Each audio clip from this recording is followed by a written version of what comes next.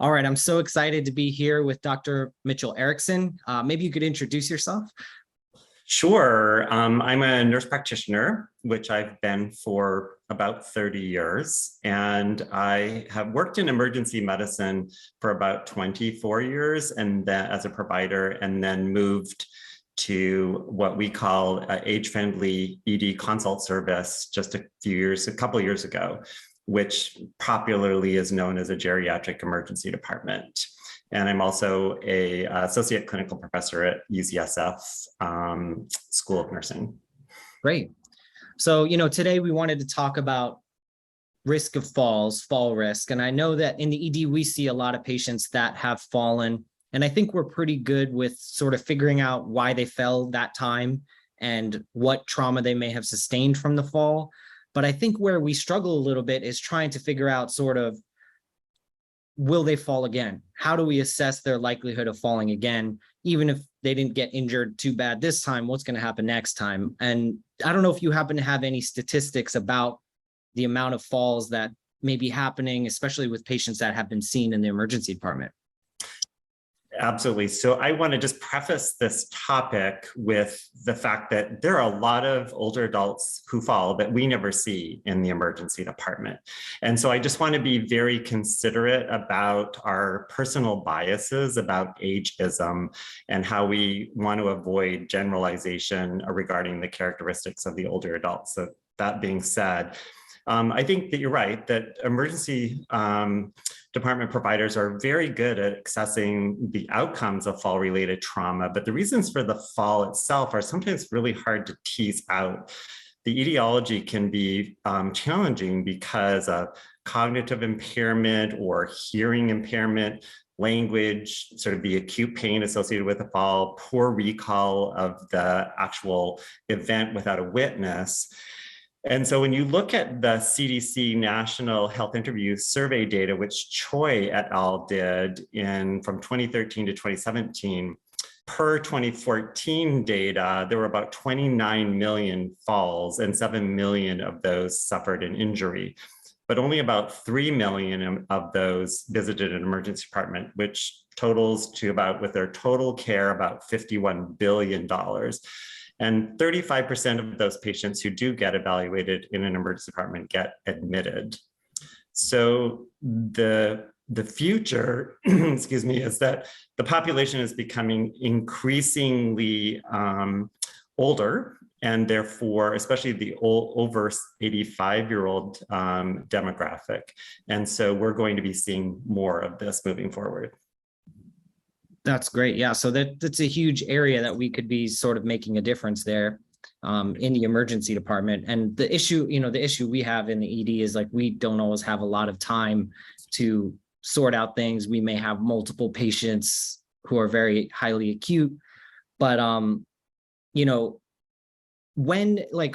in which cases do you think it might be important for us to think about assessing someone's risk for a fall? Let's assume we're going to discharge them, because if they're getting admitted, there's time for other people to figure that out. But let's say we're going to discharge someone.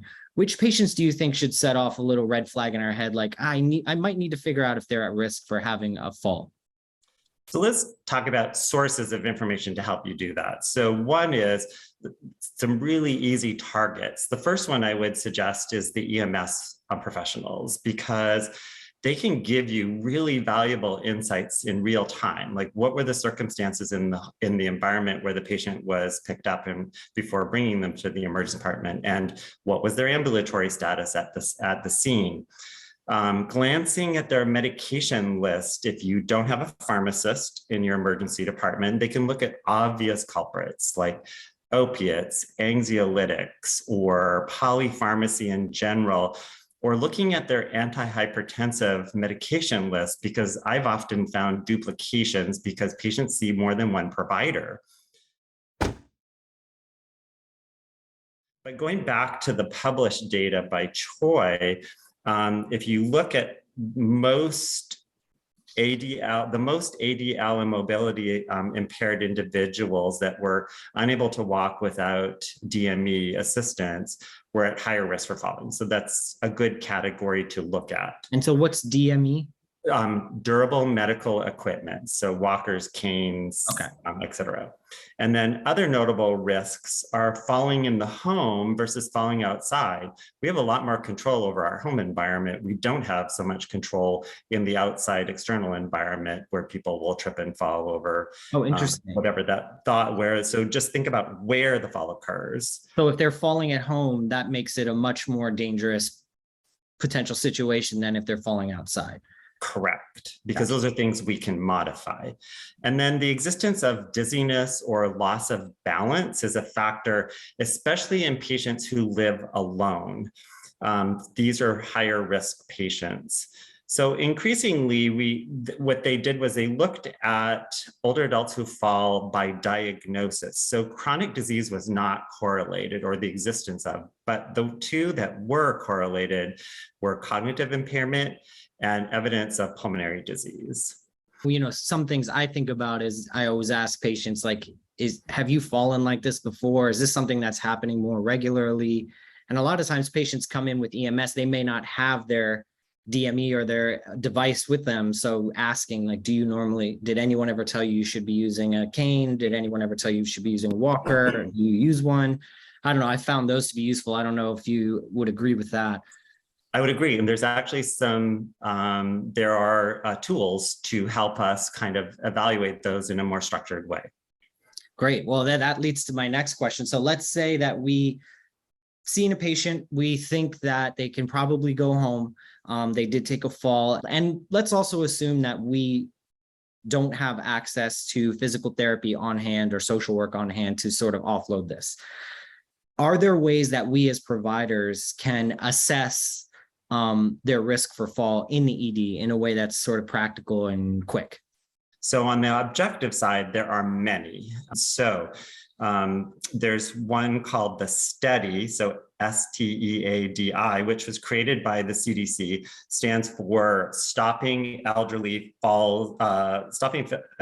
Accidents, Deaths, and Injuries. It's a long checklist, so you have to think about the practicality of some of these things in an ED environment.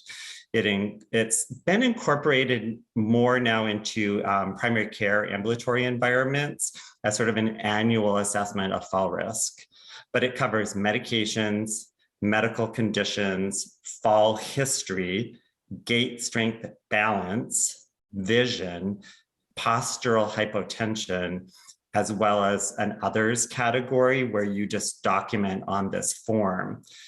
But I think the one piece that you were sort of alluding to earlier is the fall history section on that form, which is what we use as part of our geriatric assessment, which is, have they fallen before in the last 12 months? Are they fearful of falling? And do they feel that imbalance or dizziness are a component of their fall concern? So those three questions are part of that larger assessment tool.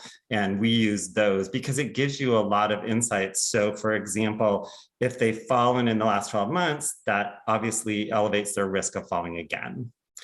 And if they're fearful of falling, then anxiety is related to an increased likelihood of falling because perhaps the patient's unrealistic about their fall risk and their ambulatory status. And this is that great opportunity to potentially convince them that the introduction of a walker or a cane may in fact provide the confidence that they need. And the sense of imbalance or gait instability corroborates quite closely with published data around fall risk. So are you suggesting maybe we take that section out of the STEADI, which seems to be a long thing that may be impractical, but use that almost as a screening mechanism? Correct. And okay, so maybe if later you ask those questions, there one or two of them are turning up positive, that should set off your sense that I need to set this person up with a gait assessment ASAP. Correct. And that mismatch of, the patient thinking one thing and you recognizing that, no, this is really a patient at risk of falling, and trying to bring those two together. There's these others that I mentioned, the mobility interaction fall chart, which is an algorithm, the Berg balance test. There's one called Stratify, which we use, which stands for the St. Thomas Risk Assessment Tool. All of those are very validated tools. The problem is, are they practical in your environment? So we use Stratify, which is essentially 5 questions. But when you look at the questions, one of them is about agitation, and what it sort of recognizes you, the nurses complete this in the emergency department. And it sort of sets you up for patients who you are going to admit right from the get-go, because this is setting up an assessment of what is this patient's risk for falling in the inpatient environment. Okay. Because it's like how many times you get to the bathroom, that kind of stuff. Other more practicals are the tugged, T-U-G-T, or the G-U-G-T, which essentially stand for the timed up and go or the get up and go test. And all this test does is it asks the patient to stand. They can use their walker or cane if they need to, if that's their way of mobilizing. They stand, they walk 10 feet, they turn, they return to the chair. And the idea is, can the patient do that in 12 seconds? So as you can imagine, this is very similar to asking your nurses to tell you a little bit about the patient who gets up to a bedside commode, the patient who they walk to the bathroom, the patient who you may have requested an ambulatory oxygen saturation on. So those are all sort of observational tests, even though the tugged is actually a objective measure, but they're very helpful observational tests. And I think, frankly, observation is very revealing. So it's subjective, but it's very revealing. And you as the provider don't necessarily have to do these things. You can get your nurses to do these because they're right at the bedside. They're the people who are observing these kinds of activities and behaviors. And so I think that these are some of the valuable tests that you can either incorporate into your workflow or you incorporate them into the nursing workflow. The last one I was going to go back to that one, the get up and go test. Mm-hmm. So if we were to use that tool, it's get up, walk 10 steps, walk back to the chair.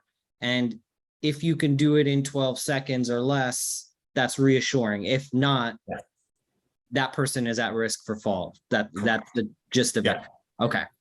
All right. Got it.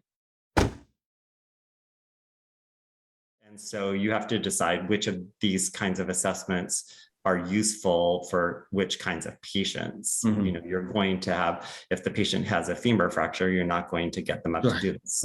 So there are just kinds of things that you need to consider, but it might be helpful for a patient, for example, who has an upper extremity fall and there's no surgical intervention, and you're kind of just like, okay, well, they fell, they outstretched arm, they broke their arm. So now, am I going to feel comfortable sending this person home? Can they use a cane on their good arm that's unaffected, or they're not going to be able to use a walker, so that's not practical. So you have to sort of think about how this person is going to get around and function in their community environment. The last one is called the AMPAC, which stands for Ambulatory Measure for Post-Acute Care. Now, this was really developed for determining where the patient goes from an inpatient setting on disposition, home or to skilled nursing. However, I had a recent conversation with my PT colleagues, and they have indicated that this has become much more universal. They use it in a lot of clinical environments, not just on the inpatient setting to determine disposition. But essentially, it's a 6-point question about, turning in the bed, standing up from sitting, being able to get from lying to sitting, and negotiating a few steps. And the highest score is 24. And their feeling is that anyone who falls into the 18 to 21 gray zone has potential risk for fall, but anyone below 18 is at risk. And it's a really great triage tool for them. So the more numbers you have, the better you are? The better you are, exactly. Okay, the smaller the score, the more likelihood of at risk of falling. And the reason they find it helpful for triage, so as you mentioned, you might not have access to, immediately available PT and social work resources.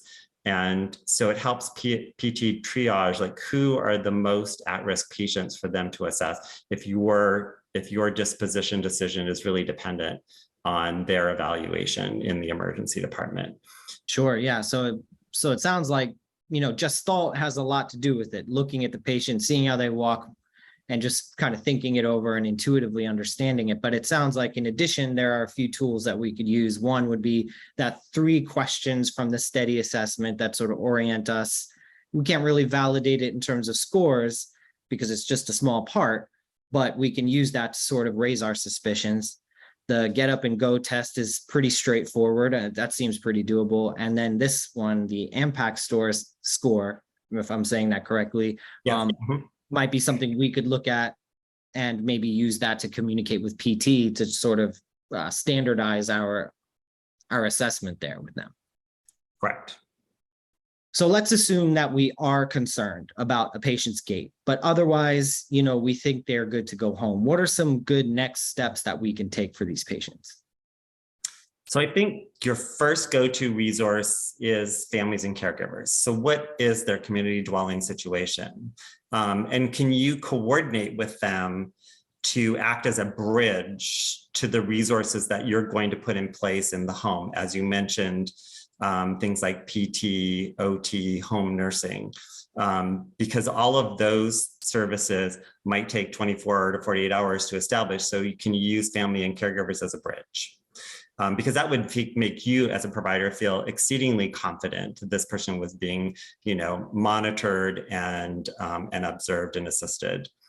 So the other is just if you have access, like we do, we have observation units. So we have beds allocated for patients that we can just observe for a few hours, or they have a pending test, or maybe use that to hold them for a PT evaluation more formally. And it's amazing how just a little bit of time, I've seen patients, I'll evaluate a patient in one setting, I'll go back a few hours later to see how they're doing.